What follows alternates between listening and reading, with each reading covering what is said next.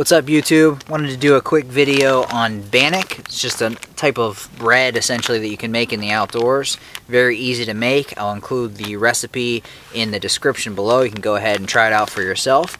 But essentially it's just a bread that you can make in the outdoors. Very easy, very little ingredients. Also very easy to add ingredients that are available if you can pick any wild fruits or anything like that. But you can basically put anything in here. It's good with stew, which is great in the outdoors. All around, just good thing to know how to make in the woods. So I'm going to show you one way to cook it. So I know some people that try to bring all the ingredients out with them. I just mix all the dry ingredients beforehand. It does make a mess in the bag, but it's easier in my opinion and more space efficient. I can tell you, when you're experimenting with the recipe, one of the things that I learned is, for me, less water is actually better. Some people make it more of like almost like a pancake mix that's real runny, and at least in my experience, I haven't been successful that way. So I'll show you a little bit like the consistency once I've got it mixed up here. Got it all mixed up, and it's kind of the way with Bannock.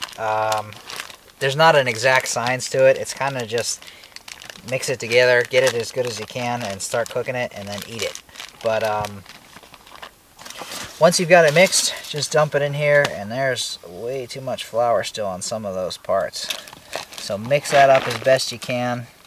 It's alright. Again, it's not a perfect thing. This is why some people mix the ingredients after they get here. I don't really care if my hands get dirty. I'm out in the woods.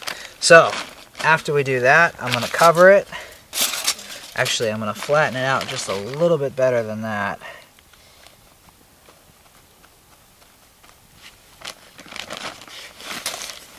And put the cover on there.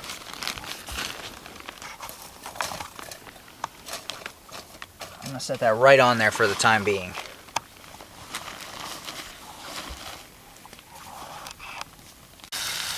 You can hear that it's kind of sizzling a little bit, and what that was essentially was I put a little water in. This was actually a trick I learned from my sister, to kind of steam boil it a little bit too, so it cooks more on the top, because I've had problems with that in the past. Just dump a little water in there. When you hear that it's all cooked out, put a little bit more in. We're going to flip that. It's only been on about 2 minutes, but it cooks pretty quickly.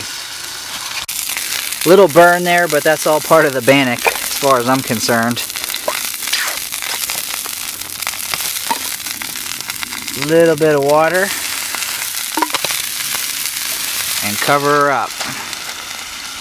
Don't fluff it down or smash it down like you would with anything else. Just in my experience, it doesn't cook very well when you do that.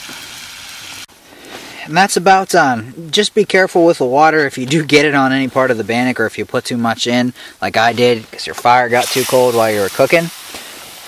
It will make the Bannock a little bit soggy, but this is still going to be really good eating. Going to go along very well with my shepherd's potato stew.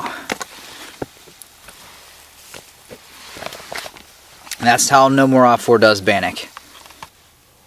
A little bit of Bannock, a little bit of shepherd's stew.